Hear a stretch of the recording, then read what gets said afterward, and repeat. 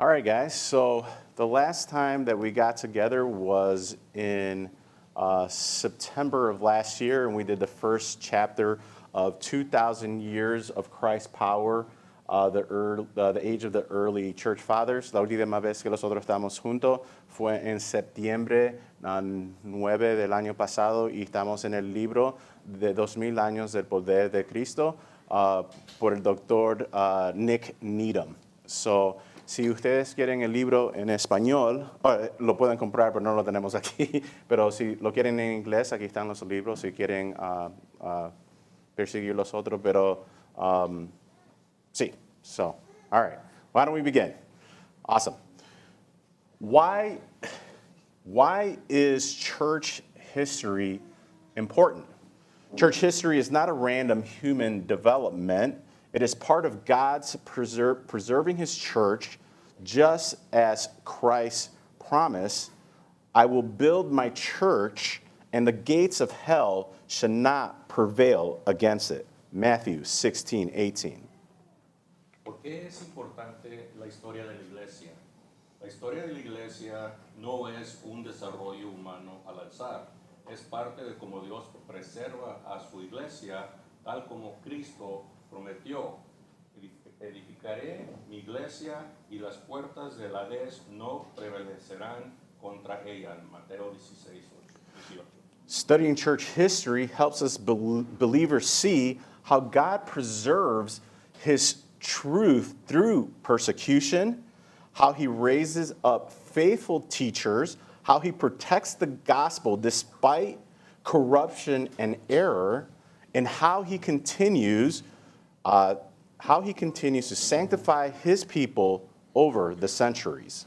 Estudiar la historia de la iglesia ayuda a los creyentes a ver cómo Dios preservó la verdad a través de la persecución, cómo levantó maestros fieles, cómo protegió el evangelio a pesar de la corrupción y el error, y cómo continuó santificando a su pueblo a lo largo de los siglos. The church survival across the empires, heresy, war, and corruption is evidence of God's providence.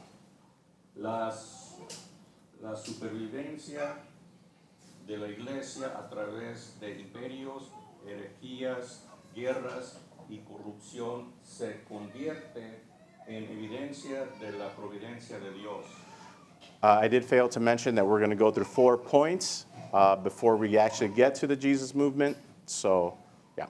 Sí, me faltó mencionar que vamos a cubrir 4 puntos antes de llegar al movimiento de Cristo. So point number 2, Punto número 2. it helps Christians understand doctrine more deeply. Ayuda a los cristianos a entender la doctrina más profundamente. Many doctrines Christians take for granted were clarified through historical controversies. Examples: Muchas doctrinas fundamentales y los cristianos hoy no valoran fueron aclaradas a través de controversias históricas. Ejemplos: the Trinity was defended at the First Council of Nicaea. Christ's 2 natures were clarified at the Council of Chalcedon. Justification by faith alone was sharpened during the Protestant Reformation. La Trinidad fue defendida en el primer concilio de Nicea. Las 2 naturalezas de Cristo fueron aclaradas en el concilio de Calcedonia. La justificación solo por la fe fue enfatizada durante la Reforma Protestante. Church history helps believers understand why doctrine matters, what errors threaten the church, and how biblical truth were articulated carefully over time. La historia de la iglesia ayuda a los creyentes a entender por qué las doctrinas son importantes, qué errores amenazaban a la iglesia y cómo las verdades bíblicas fueron expresadas cuidadosamente con el paso del tiempo. Point number 3, it gives examples of courage and faithfulness. Punto número 3, da ejemplos de valencia y fidelidad. Church history provides real examples of martyrdom, perseverance, missionary work, doctrinal courage, repentance, revival, and reform. La historia de la iglesia provee ejemplos reales de martirio, perseverancia, obra misionera, valencia doctrinal, arrepentimiento, avivamiento y reforma. And then our last point, point number 4, church history helps the church discern error today. El último punto, punto número 4, ayuda a la iglesia a discernir el error de hoy. Many modern theological movements resemble old heresies, and you might recognize some of these from other supposed Christian organization or Christian movements that are not really true Christians. Sorry, I threw you off there. Muchos movimientos teológicos modernos se parecen a antiguas herejías y tal vez van a reconocer algunas otras cosas que o que ya las conocen, ya las saben y ojalá los podamos corregir. So one is going to be the denial of Christ's divinity, legalism, prosperity theology, moralism, Gnosticism like spirituality, rejection of original sin, and etc. Muchos movimientos teológicos modernos se parecen a antiguas herejías, negación de la divinidad de Cristo, legalismo, teología de la prosperidad, moralismo, espiritualidad similar al gnosticismo, rechazo del pecado original, etc. Church history becomes a theological memory that helps believers recognize recurring patterns. Ecclesiastes 1:9 is often particularly applied here. There is nothing new under the sun. La historia de la iglesia se convierte en una memoria teológica que ayuda a los creyentes a reconocer patrones repetitivos. Aquí aplica Eclesiastes 1:9, suele aplicarse de manera práctica aquí. No hay nada nuevo debajo del sol. So that is 4 points of why church history is important. We're going to do a recap of chapter 1 when we were all together back in September of last year, before we get into chapter 2, the Jesus movement. Esos son los puntos que vamos a repasar y vamos a The review of chapter 1. Vamos a repasar el capítulo 1. So last time we went together, we reviewed in chapter 1. In the first century AD, the Roman Empire ruled the Mediterranean world and was held together by 3 major forces. 1, loyalty to the emperor. 2, a shared economy based on trade. And 3, a common Greek influence culture known as Hellenism. Caesar Augustus established peace and stability after years of civil war and was the emperor during the birth of Jesus. Greek language, philosophy, education, and culture strongly shaped the empire. En el siglo I antes de Cristo, el Imperio Romano gobernaba el mundo mediterráneo y se mantenía unido por 3 fuerzas principales. 1, lealtad al emperador. 2, una economía compartida basada en el comercio. 3, y una cultura común influenciada por Grecia, conocida como helenismo. César Augusto estableció paz y estabilidad después de años de guerra civil y era emperador durante el nacimiento de Jesús. El idioma griego, la filosofía, la educación y la cultura influyeron fuertemente en el imperio. Religion was deeply woven into the daily lives. The main religious influence included traditional pagan worship of many gods, emperor worship, emotional mystery cults promising immorality, and philosophical systems such as Platonism, Epicureanism, Stoicism. These philosophies shaped moral thinking and later influenced some early Christian theology. La religión estaba profundamente entretejida en la vida diaria. Las principales influencias religiosas incluían el culto pagano tradicional a muchos dioses, la salvación la adoración, al emperador, cultos misteriosos, emocionales que prometían inmortalidad y sistemas filosóficos como el platonismo, epicurismo y estoicismo. Estas filosofías moldearon el pensamiento moral y más tarde influyeron en parte de la teología cristiana primitiva. The second major breakground was the history of Israel under Roman rule. Rome became involved in the Jewish affairs in the 2nd and the 1st century BC and eventually placed Judea under direct Roman control. Leaders such as Herod the Great and Pontius Pilate governed during the New Testament period. Rome controlled taxation, military order, and justice, while the Jewish Sanhedrin retained limited local authority. El segundo gran trasfondo fue la historia de Israel bajo el dominio romano. Roma comenzó a involucrarse en los asuntos judíos en los siglos II y III a.C.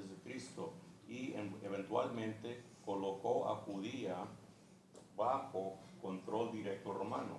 Líderes como Herodes el Gran y Poncio el Grande y Poncio Pilato gobernaron durante el periodo del Nuevo Testamento. Roma controlaba los impuestos, el orden militar y la justicia, mientras que el Sanedrín judío conservaba autoridad local limitada. So Jewish society was divided into several major groups. If you guys recall, last time we went together, the Sadducees were the priestly aristocrats focused on the temple and rejected resurrection and the afterlife. The Pharisees emphasized strict obedience to God's law and believed in resurrection and spiritual realities. The Zealots, they sought freedom from Rome through violence. The Essenes lived in separate religious communities devoted to purity and prophecy. Si se acuerdan la última vez que nos juntamos, la sociedad judía estaba dividida en varios grupos principales. Los saduceos eran aristócratas sacerdotales enfocados en el templo y rechazaban la resurrección y la vida después de la muerte. Los fariseos enfatizaban la obediencia estricta a la ley de Dios y creían en la resurrección y las realidades espirituales. Los celotes buscaban libertad de Roma por medio de la violencia. Los esenios vivían en comunidades religiosas separadas dedicadas a la pureza y a la profecía.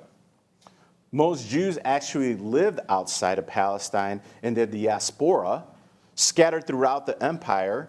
Some Gentiles were attracted to Jewish monotheism and morality and became God-fearers, as we see in Acts 16, I believe, in Lydia. That's not in there. I just added that.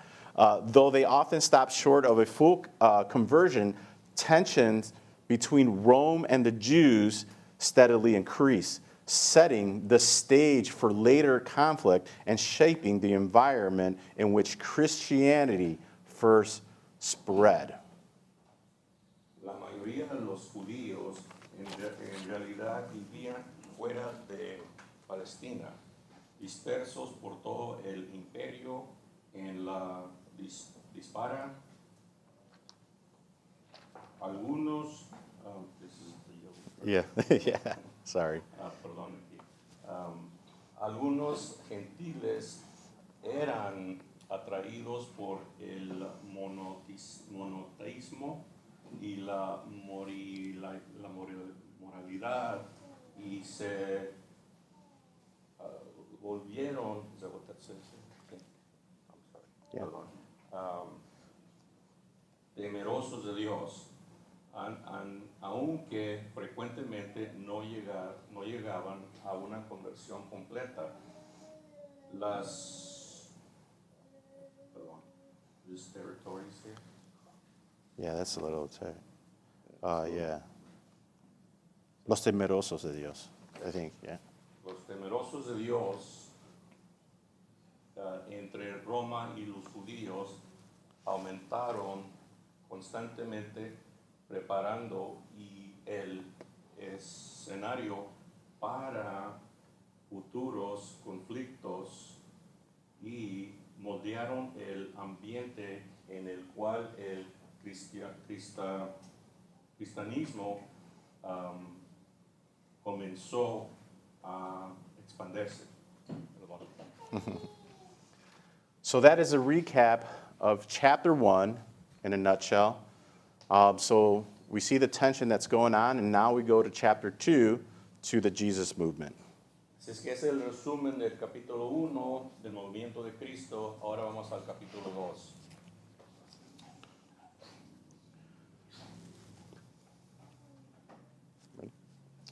So the Jesus movement, we begin with the Jews and the Gentiles in the early church. Dr. Nick Needham says that we must leave to our New Testament study an account of the life and the mystery of Jesus of Nazareth. We will be looking at here is the impact which that life and ministry on men and women in the first century. The beginning of church history, our primary source is, of course, the book of Acts. And that's where we're going to be quoting from today. And please be prepared. I'm going to ask some of you guys to read, if you guys want to read out loud as we start looking at some verses. We want to make sure that we are looking at God's word through this historical accounts that we will be talking about today. That was way too much. That is way too much, I know. You don't have to say all that. Okay, vamos a seguir en el capítulo 2.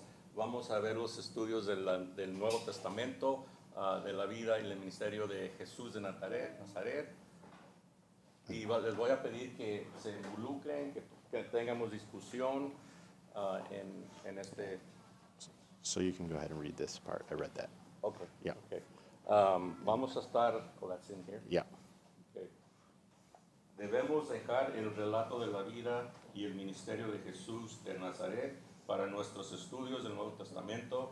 Lo que consideramos ahora es el impacto que tuvieron esa vida y ese ministerio sobre los hombres y las mujeres del siglo I después de Cristo, los comienzos de la historia de la iglesia. Nuestra fuente principal es, por supuesto, el libro de Hechos. So early Christianity and the early church were what we could call the Jesus movement.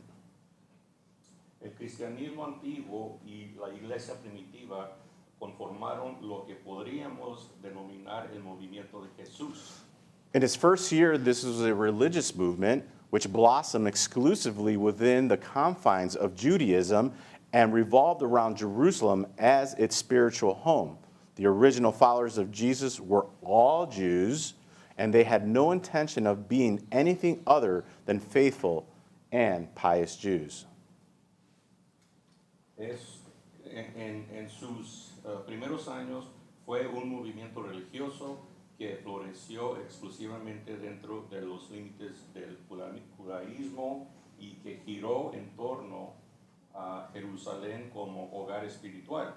Los seguidores originales de Jesús fueron todos judíos y no tenían la menor intención de ser otra cosa que fieles y piadosos judíos. They continued to worship in Jerusalem temple, to obey the laws of Moses, and to have a negative attitude towards Gentiles. the living heart of their faith was not so much the death as the resurrection of Jesus of Nazareth. Siguieron llevando a cabo la adoración en el templo de Jerusalén, obedecerían la ley de Moisés y su actitud hacia los gentiles continuó siendo negativa.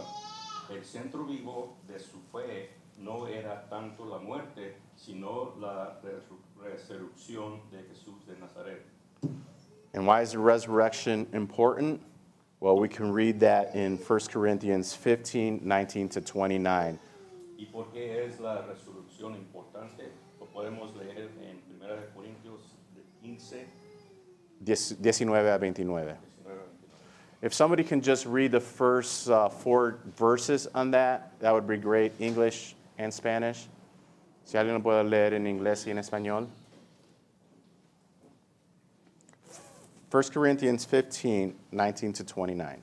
1 Corintios 15, 19 al 29. But I don't want you to read all to 29. Just read the first 4. Si alguien puede nada más leer los 4 versículos. No todos los versículos, nada más los primeros 4, del 19 al 23. Yeah, yeah. En español dice, si en esta vida solamente esperamos en Cristo, somos los más dignos de conmiseración de todos los hombres. Mas ahora Cristo ha resucitado a los muertos, primicia de los que durmieron es hecho. Porque por cuanto la muerte entró por un hombre, también por un hombre la resurrección de los muertos. Porque así como en Adán todos mueren, también en Cristo todos serán vivificados. Gracias, hermano. Somebody can read it in English?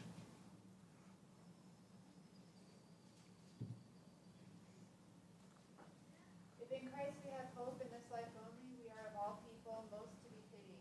But in fact, Christ has been raised from the dead, the first fruits of those who have fallen asleep. For as by a man came death, by a man has come also the resurrection of the dead. For as in Adam all die, so also in Christ shall all be made alive. Thank you. This is why the resurrection is important. That's why we are here today. Gracias, por eso es la resurrección importante, por eso estamos aquí hoy. When Jesus was executed, despair had engulfed his followers. They seemed to have a dead leader and a lost cause. It was Jesus' resurrection from the dead that transformed these broken and despairing people into fiery apostles and martyrs of a new faith, a faith which within 3 centuries, despite vigorous persecution, would conquer the whole Roman Empire. Cuando Jesús fue ejecutado, la desesperación se apoderó de sus seguidores. Parecían tener un líder muerto y una causa perdida. Fue la resurrección de Jesús de entre los muertos lo que transformó a aquellas personas quebrantadas y desesperadas en ardientes apóstoles y mártires de una nueva fe. Esta era una fe que en el transcurso de 3 siglos y a pesar de la enérgica persecución vencería a todo el imperio romano. In thoughts and preaching of the early church, the resurrection was seen as God's mighty vindication of Jesus' claim. He really was the long-promised Messiah of Israel, the Son of God, the Savior of sinners, the source of God's gift of the Holy Spirit to all who obeyed him. En el pensamiento y en la predicación de la iglesia primitiva, la resurrección se consideró la poderosa reivindicación divina de todas las afirmaciones de Jesús. Él era verdaderamente el Mesías tan esperado de Israel, el Hijo de Dios, el Salvador de los pecados y la fuente del don divino del Espíritu Santo para todos los que le obedecerían. Si alguien me puede leer Hechos capítulo 2, 33 a 33 a 36. And if somebody can please read Acts for me, Acts chapter 2, 33 to 36, please. Therefore, having been exalted light of the Holy Spirit. He has poured out this which you both see and hear. For David did not ascend into the heavens, but he himself says, the Lord said to my Lord, sit at my right hand, until I put your enemies as a footstool for your feet. Therefore, let all the houses of Israel know for certain that God has made him both Lord and Christ, this Jesus whom you crucified. Si alguien lo puede leer en español. Así que exaltado a la diestra de Dios y habiendo recibido del Padre la promesa del Espíritu Santo, ha derramado esto que ustedes ven y oyen. Porque David no ascendió a los cielos, pero él mismo dice, dijo el Señor a mi Señor, siéntate a mi diestra, hasta que ponga a tus enemigos por estrado de tus pies. Sepa pues con certeza toda la casa de Israel, que a este Jesús a quien ustedes crucificaron, Dios lo ha hecho Señor. Amén. Thank you. If you guys want to look at the other verses in this section, they're up here. Si quieren buscar las otras referencias en español, aquí están los versículos en Hechos. Okay? So whatever period of church history we are studying, it is always worth pausing and reminding ourselves of this. The entire history of the Christian church is rooted in one central reality, the resurrection of Jesus Christ from the dead. If Jesus of Nazareth had not risen, there would be no Christian history. The rest of the story told in these pages flows out of the resurrection, as we just stated. De modo que cualquiera que sea el periodo de la historia de la iglesia que estemos estudiando, siempre merece la pena hacer una pausa y recordarnos lo siguiente a nosotros mismos. Toda la historia de la iglesia cristiana está arraigada en una realidad central, la resurrección de Jesucristo de entre los muertos. Si Jesús de Nazaret no hubiera resucitado, no habría historia de la iglesia. El resto de la historia contada en estas páginas fluyen de la resurrección. The early church then started its life as a purely Jewish movement, a sect within Judaism. Yet by the end of the first century, events had transplanted the church from its original Jewish soil into the Gentile world, where it became an almost exclusively Gentile movement. How did this astonishing change take place? We'll find some clues in Acts. Por tanto, la iglesia primitiva inició su vida como un movimiento puramente judío, como una secta dentro del judaísmo. Sin embargo, hacia el final del siglo I, los acontecimientos habían trasplantado a la iglesia de su terreno judío original al mundo gentil, donde llegó a ser un movimiento casi exclusivamente gentil. ¿Cómo se produjo este asombroso cambio? En Hechos encontraremos algunas claves. Why don't we stop here, and if anybody has some thoughts or some comments, I'd like to get your opinion so far of what we've been just reading through that you might find interesting. Vamos a tomar una pausa para hacer preguntas que quisiera saber cuáles pensamientos tienen sobre el tema.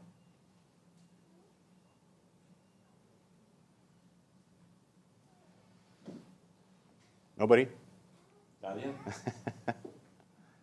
Pues yo nomás decir, hermano, que tristemente muchas de las veces en las iglesias no se habla de la historia de la iglesia. Y es lamentable. ¿Por qué crees que es eso, hermano? Pues porque Yeah. Oh. muchas de las I just wanted to say, brothers, that this subject is not something that's covered in a lot of the churches, and that's sad.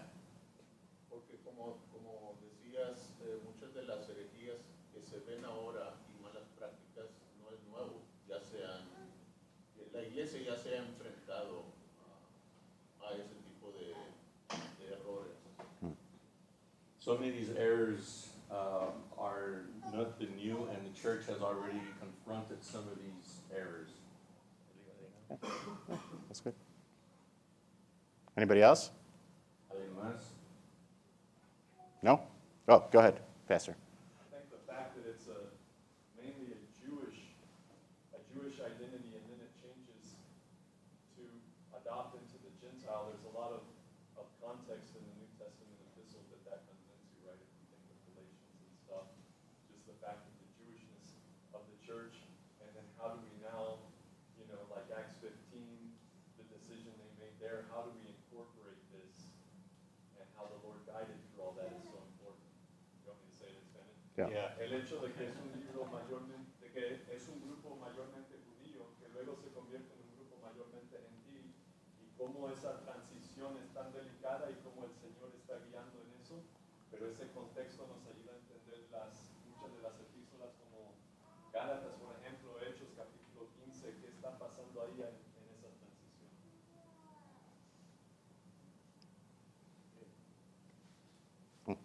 So, I know it's mostly Jewish, and I know there is a negative thinking towards the Gentiles, but with the Gentiles just told, the ones that did become Christian, they just told like, well, now you have to come into the temple with us on certain days, and when is that transition between the going to the temple and now what we see today going to church?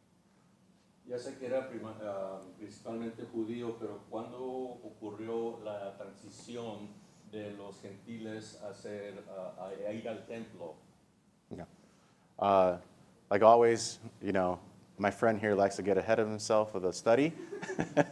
Como siempre, mi amigo le gusta adelantarse del estudio. Yeah, and we're going to go into that right now. Y vamos a lograr eso en este momento. No, that was a great question, by the way. Yeah. Gran pregunta, buena pregunta. Yeah. All right. So why don't we go ahead and we can see the transition happening right now. So the process of the transition begins when tensions arose within the early Christian community in Jerusalem between the Palestinian Jews and the Jews from a more Hellenistic background. Hellenism means Greek culture, and we looked at that back in chapter 1. Show me where you ended, because I couldn't see it. Greek culture. Yeah. Yeah. Come on, listen. Did you get to Asia Minor? Let's see where it's at again. I'm sorry, here, let me just, Because you no, okay. we're up here. It's right here. It starts right here. Proceso. Ends in Greek culture. Helenístico right here. Yes, right here. Right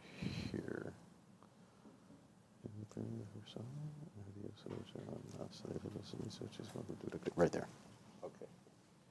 El proceso de transición empezó cuando surgieron tensiones en el seno de la comunidad cristiana primitiva de Jerusalén entre los judíos palestinos y los judíos de un trasfondo más helenístico. Helenismo significa cultura griega. So we find this tension described in Acts 6, where Luke refers to two parties as literally the Hebrews and the Hellenists. Many of the Jews we saw in chapter 1 lived outside of Palestine in lands where Hellenistic culture was dominated, such as Egypt and Asia Minor. So the Hellenists of Acts 6 were Jews who had been born in a Hellenistic country and had grown up in a Hellenistic culture. Véase capítulo 1, sección 1, bajo el título Una cultura intelectual común. Llamamos la descripción de esta tensión en Hechos 6, donde Lucas alude literalmente a estas dos secciones como los hebreos y los helenistas. Como vimos en el capítulo 1, muchos judíos vivían fuera de Palestina, en tierras donde dominaba la cultura helenística como Egipto y Asia Menor. Por tanto, los helenistas de Hechos 6 eran judíos que habían nacido en un país helenista y habían crecido con dicha cultura. Speaking Greek as their, Y hablaban en griego como su primera lengua. They had either moved into Palestine and settled there, or perhaps were there as pilgrims for the Passover feast. The chief language spoken in Palestine was Aramaic, not Greek. And Hellenistic Jews would have known little or no Aramaic. The Hebrew, by contrast, were the Jews native to Palestine. They knew some Greek, but Aramaic was the first language, and they had less contact with Hellenistic culture, which some of them despise as pagan. Se habían mudado en aquel tiempo a Palestina y se habían instalado allí, o quizá estaban allí como peregrinos para la fiesta de la Pascua. La lengua principal hablada en Palestina no era el griego, sino el arameo, y los judíos helenistas sabían poco o nada de ese idioma. Por el contrario, los hebreos eran los judíos nativos de Palestina. Sabían algo de griego, pero el arameo era su primera lengua y tenían menos contacto con la cultura helenística, que algunos de ellos menospreciaban y calificaban de pagana. This cultural divide between Palestinians and Hellenistic Jews would already had produced some friction between them before any of them became Christian.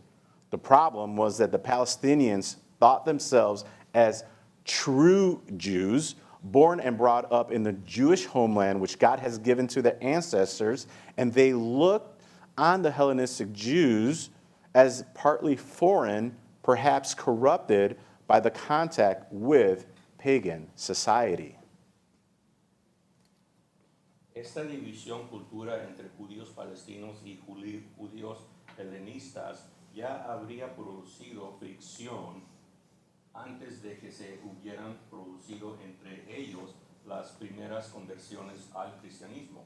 El problema era que los palestinos se creían los verdaderos judíos, nacidos y criados en la tierra judía natal que Dios les había dado a sus antepasados, y consideraban a los judíos helenistas en parte como extranjeros, tal vez corrompidos por el contacto con la sociedad pagana. On the other hand, Hellenistic Jews tended to think themselves as being more cultured and civilized than their Palestinian cousins. Por otra parte, los judíos helenistas tendían a creerse más cultos y civilizados que sus primos palestinos. They regarded Palestinian Jews as rather narrow-minded, too traditional, not aware enough of the outside world.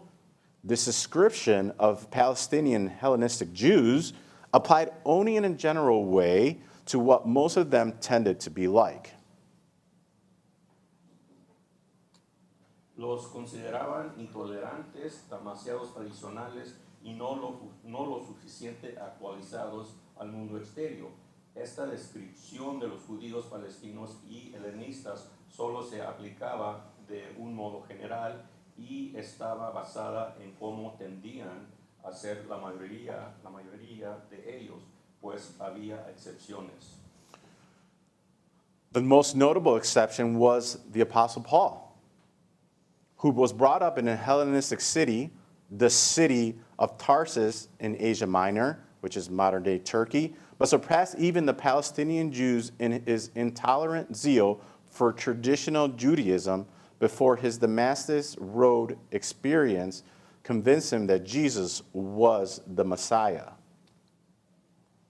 Esta descripción de los judíos palestinos y helenistas, las más notable de ellas fue el apóstol Pablo, quien se había criado en la ciudad helenista de Tarso en Asia Menor, pero que superaba incluso a los judíos palestinos y su celo intolerante por el judaísmo tradicional, antes de que su experiencia en el camino de Damasco lo convenciera de que Jesús era el Mesías. So this is a map of what what we know as modern day Turkey. This was Asia Minor. Esto es go ahead. Este es un mapa de lo que conocemos hoy de Turquía, de Asia Menor. But this map is from 30 BC to AD 200. So, Este mapa es del 30 antes de Cristo al, what was the last one? 200. Al 200. 200 Sí. después de Cristo. So this is what we call, if you look at your map and you can look it up, this is modern day Turkey. Esto es Turquía. Okay. Hoy en día. Aquí, right here, is where, what happened here? Oh. All right. Right here is where Paul is from. That is Tarsus. De aquí es de donde es Pablo. Es Tarsus. If you guys see in this map, some of these names you guys are very familiar with. Estos nombres son muy conocidos para algunos de ustedes. What do you guys see up there? ¿Qué ven aquí? ¿Qué son esas ciudades que nosotros vemos en la Biblia? Son las iglesias, la iglesia de Sardis, la iglesia de Turquía, la Odisea, Pafos,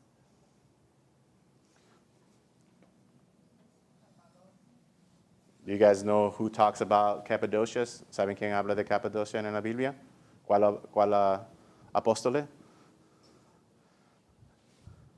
Ajá, ¿qué más?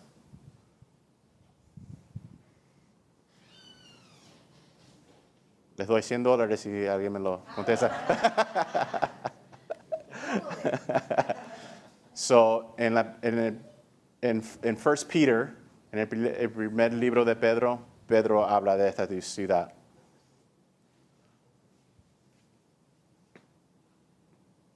Cool, right?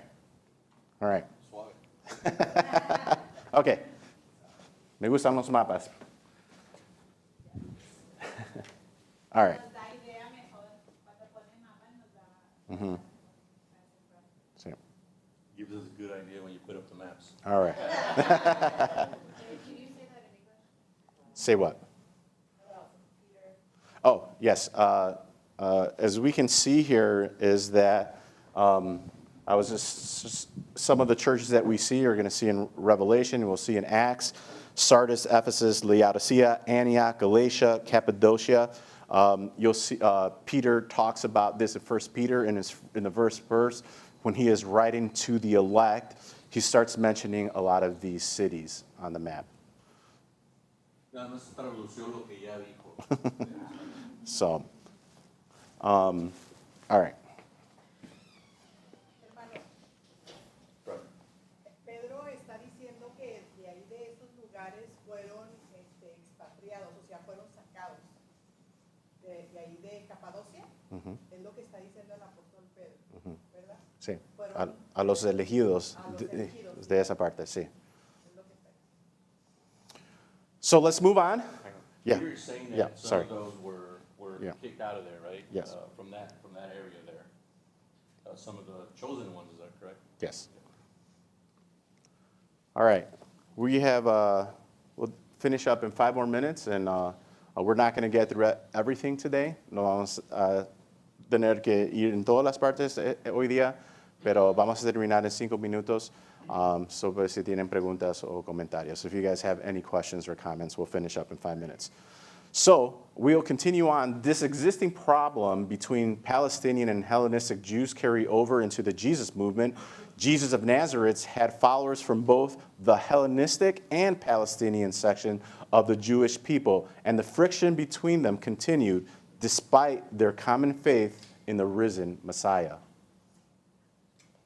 Los problemas que existían entre los judíos palestinos y los helenistas se trasladaron al movimiento Jesús. Jesús de Nazaret tenía seguidores de ambas secciones del pueblo judío, helenistas y palestinos, y la fricción entre ambas continuaba a pesar de su fe común en el Mesías resucitado. If somebody can read Acts 2:44 to 45, si alguien me puede leer Hechos 2, capítulo 2, versículos 44 y 45. Inglés y español, por favor. Acts 2:44 to 45, Hechos 2, 44, 40. Sí. Todos los que habían creído estaban juntos y tenían en común todas las cosas, y vendían sus propiedades y sus bienes y los repartían a todos según la necesidad de cada uno. And all who believed were together and had all things in common. And they were selling their possessions and belongings and distributing the proceeds to all as any had needed. So Acts 2:44 to 45 relates how the early Christian community in Jerusalem cared for its poorer members. The provision of food for Christian widows was part of that system of care, since widows were unable to support themselves economically and dependent on others. Hechos 2:44-45, lo que acaban de leer, cuenta cómo la comunidad cristiana primitiva de Jerusalén cuidaba de sus miembros más pobres, la provisión de alimento para las viudas cristianas formaba parte de este sistema de cuidados y que ya que estas eran incapaces de mantenerse económicamente y dependían de los demás. However, the Hellenistic felt rightly or wrongly that the widows from this section of the community were not getting a fair deal. Luke records this in Acts 6, how the Hellenists complained that the widows were being overlooked in the distribution of food. Sin embargo, los helenistas sentían de forma correcta o equivocada que las viudas de su sección no estaban recibiendo un trato justo. Lucas recoge en Hechos 6 la queja de los helenistas en cuanto a que sus viudas estaban siendo ignoradas en la distribución de la comida. Do you guys know what was happening there as we're reading in 6? ¿Saben ustedes lo que está pasando como estamos leyendo en el capítulo 6?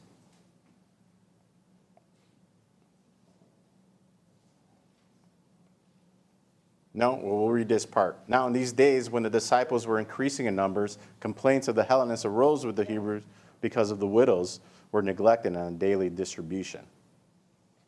Este problema en particular se resolvió mediante el nombramiento de 7 diáconos, todos ellos con nombres griegos, lo que indica que fueron elegidos del grupo helenista dentro del movimiento de Jesús. Now I'm going to read that in English. This particular problem was resolved by the appointment of 7 deacons whose name were all Greeks, and an indication that were elected from Hellenistic group within the Jesus movement, but the underlying tension between the Palestinian and Hellenistic believers remained. The non-traditional attitude and outlook of the Hellenistic Jewish Christian surfaced in a dangerous way when they began to take a more openly negative, critical stand towards the history and tradition of Israel. It seems that they started to view this thing afresh in the light of their new faith in Jesus and had shown less respect for the temple and the law of Moses that was customary. Las actitudes y perspectivas no tradicionales de los judíos helenistas que se convirtieron al cristianismo afloraron de un modo peligroso cuando comenzaron a adoptar una postura más abiertamente negativa hacia la historia y las tradiciones de Israel. Al parecer, ellos empezaron a considerar estas cosas a la luz de su nueva fe en Jesús y a mostrar menos respeto del acostumbrado por el templo y la ley de Moisés. We're going to go ahead and end today here at this part as we got about a quarter through the chapter. Vamos a terminar hoy en esta parte, terminamos como 3/4 del capítulo. If you guys want to get ahead of the book and the reading, you guys can purchase the book online or at Bridge Ministries, and you guys can read ahead. Si quieren adelantarse, pueden comprar el libro en Bridge Ministry, si quieren leer antes de regresarse. El libro sí está en español, so si lo quieren comprar, yo creo que es Poema Publishing.